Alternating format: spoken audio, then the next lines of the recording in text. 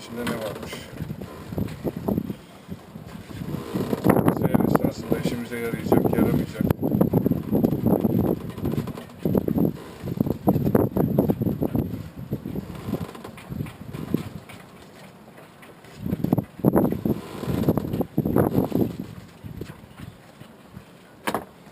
Bunu açalım önce. Şöyle. Bu da elektrik kablosu. Bazı kısmı.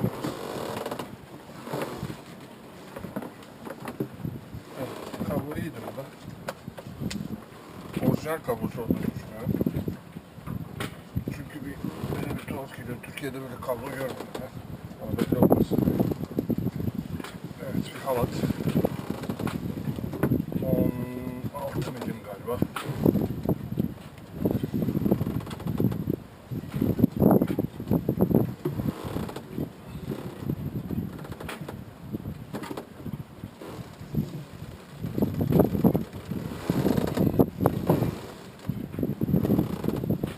Evet, bu kadar uzun ne halatı? Demir halatı olabilir.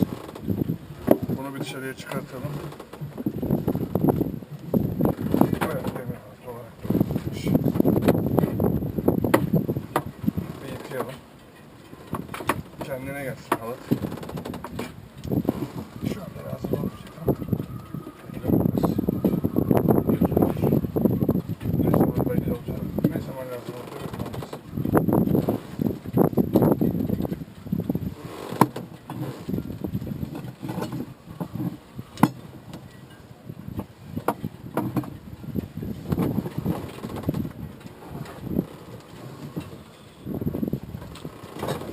Evet, o uçak düzensiz bir şekilde koyulmuş böyle. Ya da zamanla. Veled strap iyi durumda gözüküyor. Seilflachtır yani. Bu dilemekçe bir Hollandalı bir eski sahibi vardı bu teknenin. Fabrikadan yaptıran kişi Hollandalı. Onun için üstündeki yazılar dilemekçe. Almanca'ya çok benziyor. Evet, yedek demir. Şimdi kıç demir olarak kullanmış bunu belli. Üzerinde tahmin ediyorum 50 metre 18 milim midir, 16 milim midir halat. Tabi bu tekneyi tutmaz da. Tuttuğu kadar demiş, kullanmış. Evet. Bir adet şamandıra, demir şamandırası olarak kullanmış tahmin ediyorum bunlar. Ya da kullanmayı düşünmüş. Bu neymiş?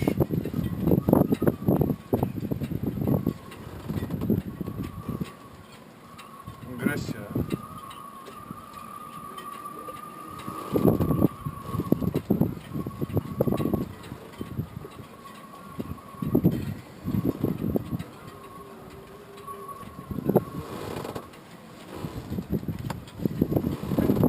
Gresya, evet. Şöyle koyayım.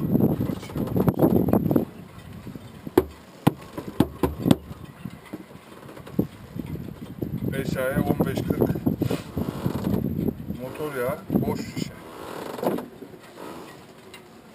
Bir adet ney düğmelisiz kot pantolon parçası. Bir adet halat. Halat koymak için halat torbası olarak dizayn edilmiş. Ama tabii port üstü durmaktan tahmin ediyorum ömrünün sonuna gelmiş. Evet, bunun içinde ya şu halat ya bu halat duruyordu. Demir halatı duruyor olabilir ya da güvenlik halatı duruyor olabilir, bilmiyorum. Yani ondan adam olmaz zaten, bir yıkansın bak. Çamaşır makinesinden saç çıkarsa.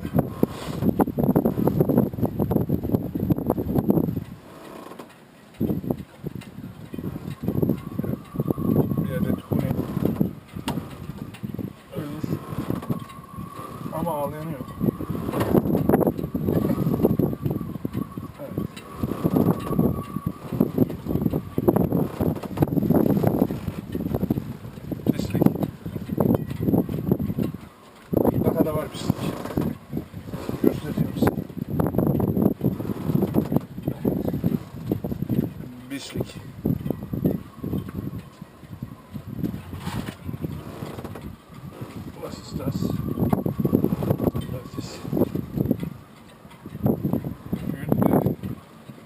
Refrodizman, bu da Fransızca. Ne demek istiyor yani? Refrodizman, yani antifriz mi?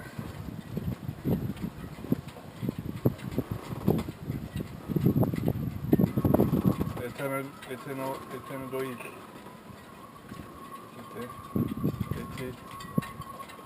Lenigliser. Gözümle görmüyor sayın seyirciler.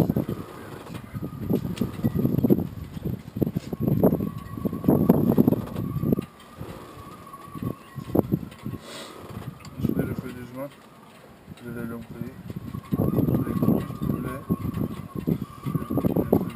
Motor. Essence. LPG, dizel ve bilmem motorlarında antifriz abi işte. Esrun antifrizi.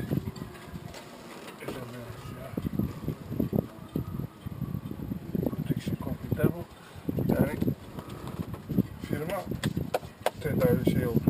Yapan firma yok oldu. Yani bunu yapan firma dolayısıyla kullanılabilir mi, kullanılamaz mı? Bilemiyorum hatta. Bir adet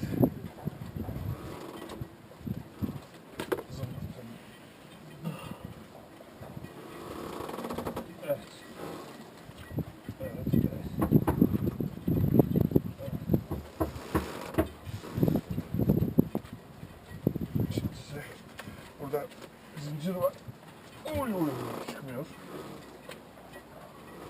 Şurada bir ağır taş, yani taş değil de demir üzerinde bir şey dövmek için çekilse falan filan. Evet, burada bir zincir görüyoruz. Bu zincir her an gidebilir. Ama bu demire donatılıyor tahmin ediyorum.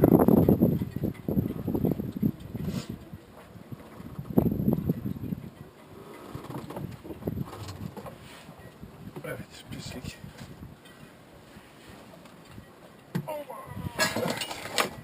Zincirin durumu bakayım. Yani üstü böyle de altı tarafı gördüğünüz gibi ayvayı yemiş durumda. Bu nedir acaba?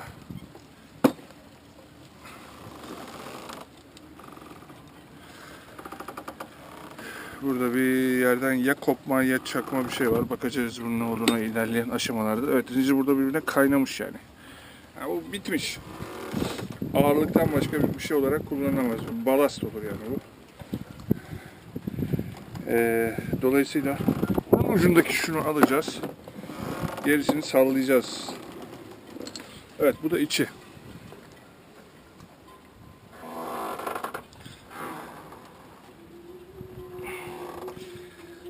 Evet. Şurada bir yedek boru var. Onu bir şey için kesmiş. Buraya koymuş. Burada da şurada gördüğünüz şu nedir diye soracak olursanız bu şeyin manuel ırgatın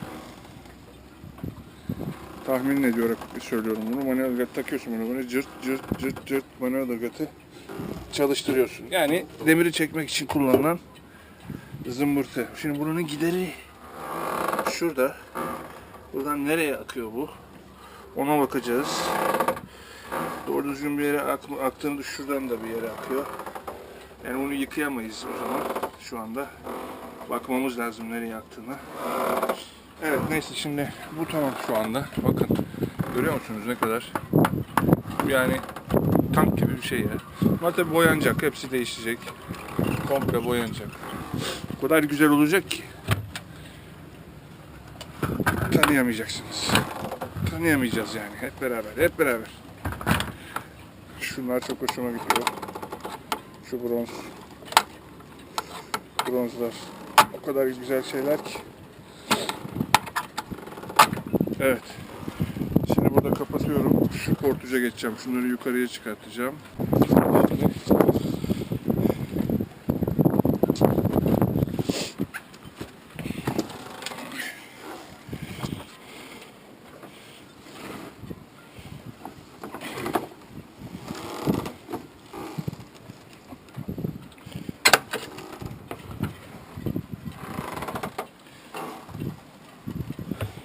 Buraya direkt demir gelecek.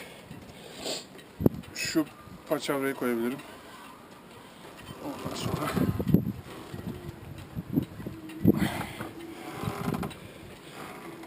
henüz karar vermedim. Bir de şu diğer tarafa bakalım şimdi.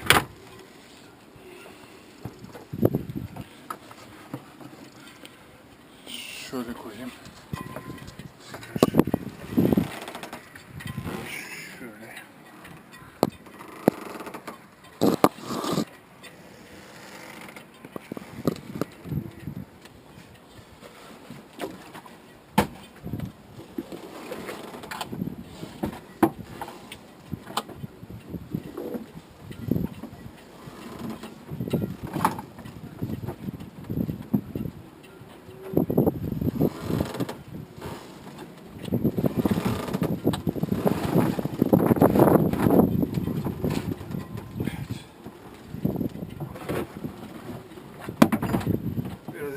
Şamandıra daha. Ne kadar çok şamandıra severmiş.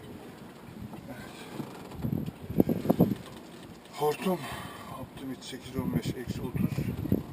Propan yani tüp hortum. Piknik tüp. Var ocak için. Onun hortum.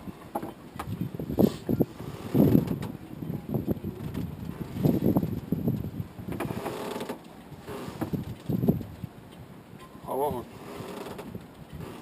2018 milim. Bu da galiba tahmin ediyorum yeni propan için. Evet. Bir adet boş halat. Burası çok şey gibi olmuş. Ucunda da şamandıra var. Bu nedir arkadaş? Dalıyor muydu bu adam? Dalıyordu galiba. Yani bu kadar uzun şamandıra olan bir şeyi başka ne için kullanır? Evet, bu halat gördüğünüz gibi kazık olmuş, böyle birbirine dolanmış. Görülüyor mu acaba? Şöyle alayım. Evet. Bu yarın öbür gün yola çıktığımız zaman şuradan gitmiş zaten. Tekne giderken arkadan denize atılıp bilemiyorum. Bir elden geçilecek yani. Şimdi ve burada bir şeyler var. Evet. Çeşitli boy ve ebatlarda halatlar. Bunu şimdi el inceleri, kısa parçalar. Bir teknede, yelkenli bir teknede geçmişteki tecrübelerimden söylüyorum. En çok lazım olan bu tip şeyler. Yani şu tip el incesi, çeşitli boylarda her an elinizin altında bulunmasını ben faydalı olarak görüyorum. Bunları şimdi o dışarıdaki deterjanlı suya sokacağız. Güzelce bekleteceğiz, yıkayacağız. Temizleyebildiğimiz kadar temizleyeceğiz. Evet, bakıyoruz. Evet, bir adet palangalı sistem. Hava sıslas diyoruz. Lev var. Yelken kavança preventer mı? Kavança önleyici mi diye bakıyorum da. Evet, açıp bakacağım buna. Kullanılabilir burada. Bu gene ırgat levyesi, elle kullanılabilir. Burada bu belki sahile bağlanma halatı olarak kullanılabilir. Açıp bakmak lazım. Evet, bu nedir? Bu şuraya takılan bir şey olabilir. Şurası olabilir. Giriş.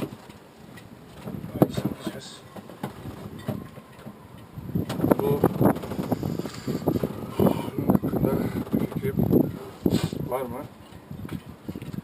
Bu bir bakacağım. Bir adet gene hortum. Ne hortum olduğu belli değil. Burada iki adet küre. Motorla seyrediyorum, yelkenle seyrediyorum. Demirdeyim. İşaretleri. Bir adet daha hortum. Evet. Buraya bir propan yeri yapmış. Yani tüp yeri yapmış. Göstereyim onu size. Bakınız. Şurada kendi adaptörü varmış. Onu bypass etmiş. Etmiş. Buradan direkt anam babam fırına yollamış. Şu tüpü. Evet. Bunun burada olması iyi tabi. İçeriye sızma şeyi yok. İmkanı yok. Evet. Evet tabi nereye elimizi atsak şeyler çıkıyor. Pislik. Normaldir. Evet, soyulacak. Tekrar başlayalım. Şimdi şunları tekrar bir dışarıya çıkartayım, ne olduklarına bakayım. Bir elden geçirip düzenleyeyim. Bu tamam. Gel şimdi böyle. Şurayı aç. Evet. Buraya da şu halatımız, diğer halatımız ve el inceleri ve şunlar koyacak. Öncelikle şunları bir koyalım hatta. Şimdi burada şunu rahatsız eden herhangi bir şey olmasın diye gayret ediyorum. Onu rahatsız etmek için bunu aslında böyle buraya sıkıştırabiliriz. O zaman bunu da şöyle sıkıştırabiliriz. Evet. Güzel. Buraya da halatları koyacağız, diğer halatları. Doğru mu? Bence doğru. O gidere sonra bakacağım çünkü şu anda yani şimdi bu işleri böyle söylüyorum ama bunların sırası her an değişebiliyor.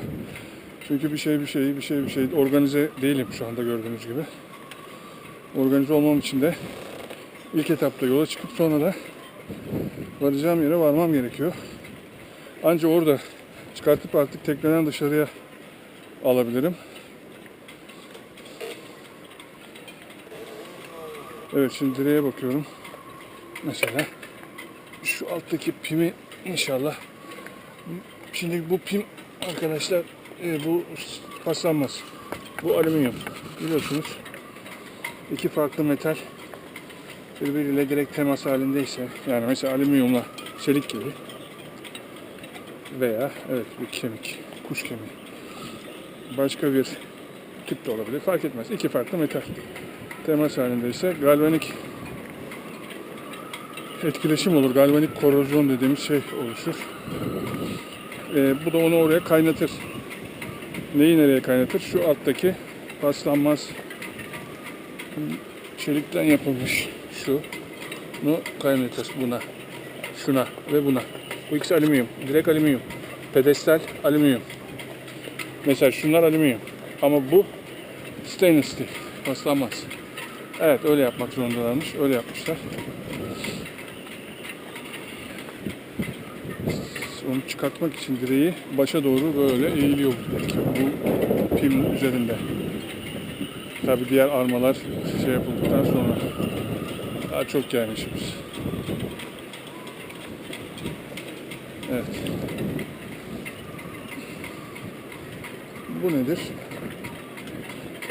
Burada böyle bir halatımız var. Bu da herhalde böyle açmaz almak için falan mı? Burada böyle bir aptal bir düğüm görüyorum. Herhalde bir şeyi açmaz almak için eski bir halat diye kullandı. Şimdilik teknenin durmasına müsaade edeceğiz. Ama sonra bu halat gider. Botu denemedim. Şişiyor dediler ama deneyeceğim. Her zaman deneyeceğim bilmiyorum. Şimdi konuşmayı duydunuz. Duyduysanız duydunuz. Yani seyrettiyseniz o videoyu. Hamza der ki salı sabahı der. Yarın akşamüstü şurada görüyorsunuz yeşil ve kırmızı. Marina'nın çıkışı orası. Çıkış kırmızının orada sahil güvenliğinin yanında petrol iskelesi var. Petrol iskelesine yanaşacağız. Mazot tankımızı dolduracağız. Akşam bunu yapıyoruz. Akşamüstü 3-4 artık ne zamansa. O gece orada geçireceğim. Saatimi kuracağım gece 2'de, sabah 2'de, ertesi sabah, salı sabahı 2'de, 3'te marşa basıp gazlayacağım. Havanın kalacağını düşünüyoruz o sırada. Ki Alanya'yı yapabileyim. 70 mil. Bakacağım tabii. O sırada da orada beklerken gece olmadan akşamüstü çektiğim zaman Serkan diye bir arkadaş var. Allah gelecek, dalacak, altını bir temizleyecek. Pervaneyi bir temizleyecek.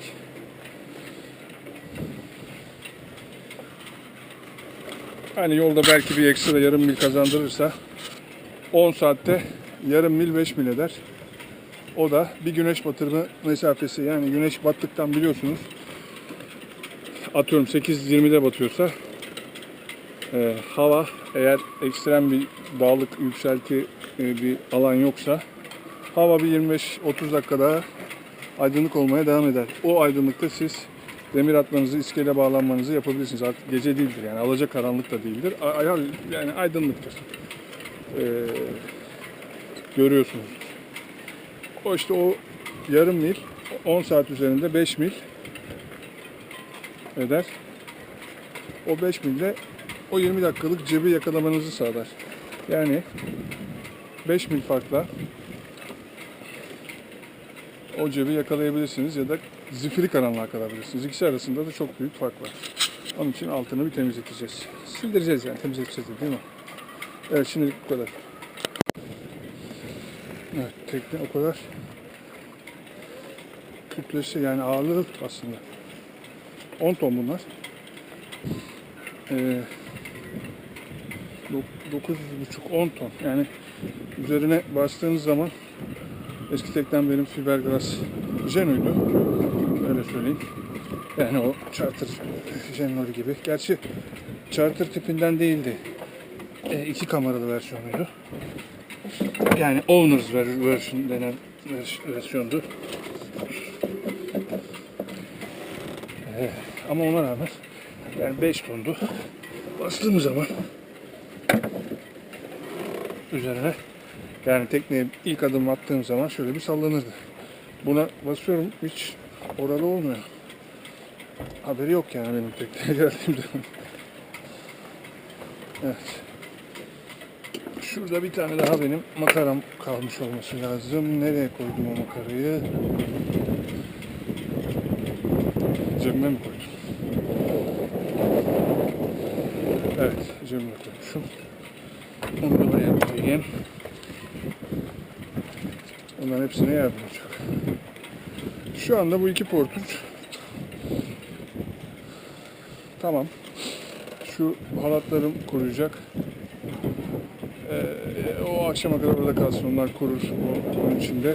Onunla beraber gene buraya koyacağım. Şurada bir yelkenim var. Yelkenim güzel. Kullanılabilir fakat bronz arkasında biliyorsunuz bronz böyle ısrarla takmak için kilitler oluyor. Onlar yapışmış, paslanmış diyeyim yani bronz olarak kaynamış. Elden geçmesi lazım. Dolayısıyla bu seyirde kullanamayacağım onu. Genoa'yı küçülterek evet, Genoa'yı küçülterek yelken alanını küçültme yoluna gideceğiz. Evet, şimdilik bu kadar. Şimdi bir alışveriş yapayım, karnımı doyurayım. Teknenin sevdiği havalar bunlar. Herkes 25 notta eyvah deyip kaçacak yer ararken veya 30 notta bizim tekne yeni kendine geliyor. Yeni formuna oturuyor ama ne şartla armasının yani donanımının sağlam olması şartıyla. Yoksa şart diye bir yeri kırdıktan sonra bunu bir manası kalmaz sağlamlığının. Teknenin sağlam yapılmış olmasının, denizci olmasının bütün her şeye yeteceğini düşünmemek lazım. Nasılsa bizim tekne denizci sağlam. Sağlam evet ama içine uygun ekipmanı koymazsanız ve onu bakımlı tutmazsanız sürekli bir yerde bozulacaktır, bir yerde kırılacaktır. O kırıldığı yerde emin olun ki en çok ihtiyacınız olan yer olacaktır. Yani rüzgarın, hava şartlarının, dalganın en çok bastırdığı anda kırılacaktır. Yolda, dümdüz yolda giderken kırılmayacaktır. Deniz ne olursa olsun bakım yapmanız. Yani şimdi ben bunu götürüyorum, mecburen götürüyorum bu şekilde. Çünkü buradaki sözleşmesi bitiyor. Burada tutmayacağım tekneyi. Yani götürmem lazım. Tek başıma da götürüyorum. Hem yanımda şu anda öyle bir zamana denk geldi ki hiç kimse yok. Yani müsait olan arkadaşım yok.